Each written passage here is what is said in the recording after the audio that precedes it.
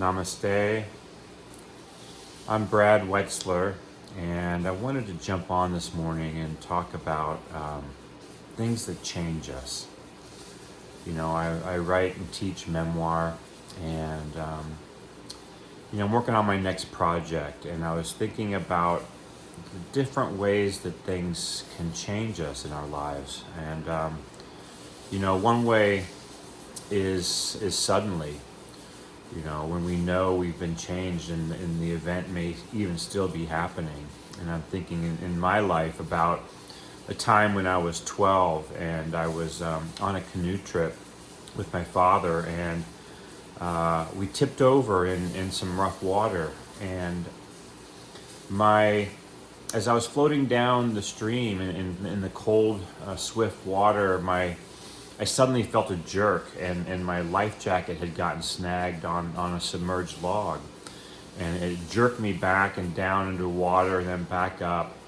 And I was stuck there in this white water. I could see the shore. I could see where my father was crawling out onto the sand at the beach. And I saw him looking at me, but he was frozen. And meanwhile, I was just stuck in the middle of this river and staring up at the blue sky,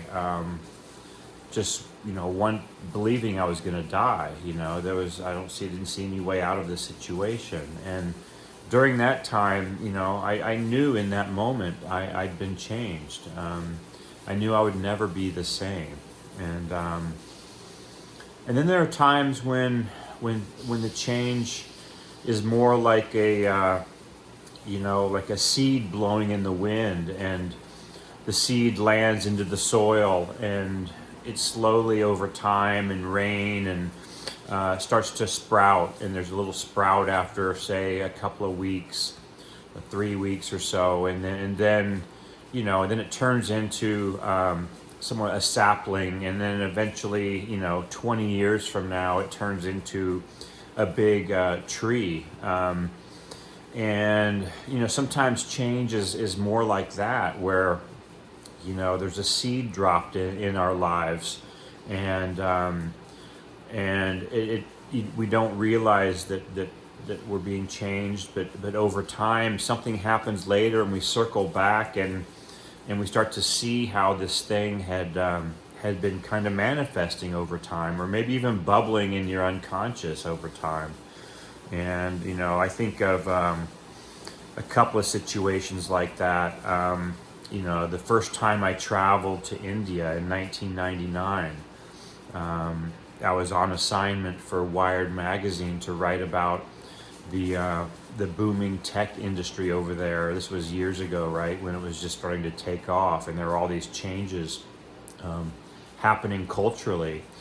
And as soon as I got done with my reporting work, I flew to Varanasi, India, and I had friends tell me about Varanasi, and and as I walked down the steps in this really crowded city, colorful city, full of sights and smells, and the smell of burning bodies and incense, and the Ganges there with all of its magnificence and grit and body parts in the river, and as I walked down those steps and sat by that river,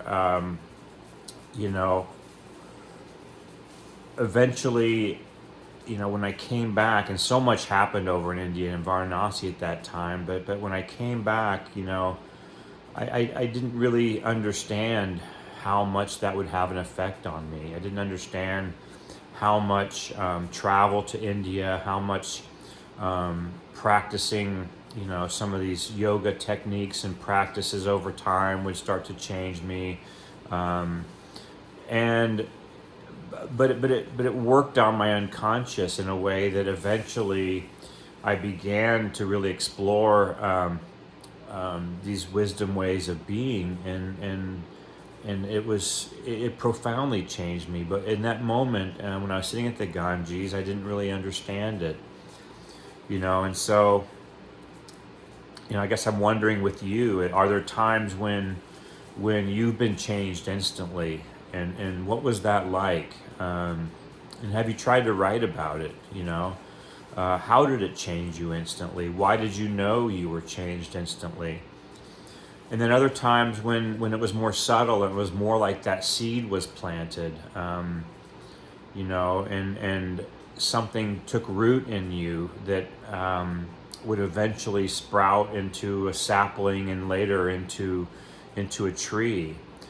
When I think about that India experience for me, I remember being in a yoga class,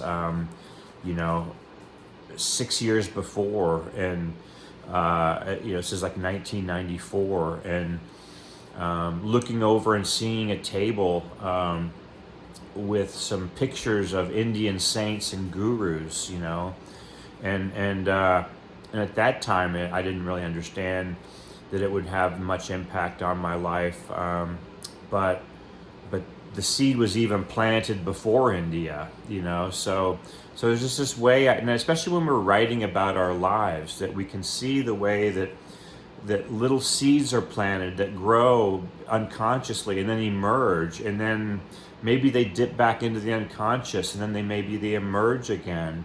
And it's really can be a powerful thing in your own writing to kind of look at these dramatic moments, these threshold moments, when the sudden moments when you cross a threshold. When I was stuck in that river and I knew I was never be the same, and I could never go back to being the person I was before that happened. And then there's more subtle times when the change is dropped in as a seed. It bubbles unconsciously for a while and eventually emerges, and then maybe goes back down again and then emerges. And as we write a memoir, for example, you can just take advantage of both of these kinds of change, because a memoir at root is kind of about desire, struggle, and realization. And if we can include those things, what do you want to have happen? If you tell the reader what you want to have happen, you let the reader know through just the way you're writing, the verbs you're using, the infusing your writing with desire. And then we see the struggle of what you're dealing with and what you're trying to move through. And then after that's over, you have a realization. And that realization then kind of becomes the new you, and you take that forward with you, the realization, as you navigate the world again in the next episodes of your life as you're writing this. And we see how you navigate the world with this new realization, and see the new struggles that arrive, and also the new ways that you are coping with what you're dealing with now that you've got more tools in your toolbox. And then that leads, to more struggle and to another realization that then you take forward into time again. And this is a great way to think about your memoir writing. And maybe it's a good way to think about your life too, when you reflect, when you journal, to just take note of the times when you're changed instantly, and the times that you're changed like a seed, and it grows and it emerges later, and then it goes back down into your unconscious and emerges later. So, I guess I invite you to journal about these two things today. Instant change, and how that happens inside us, and how profound it can be, and how, again, this threshold that we can never go back to. And then this more subtle kind of change, and journal about that too. And so I think this is a great way to start building content, building material for your book. And so, I'll get off now. I got some more coffee to drink, but I hope this makes some sense to you, and I'll be back on soon to talk more about how we can write memoir, how we can live a better story. Take care.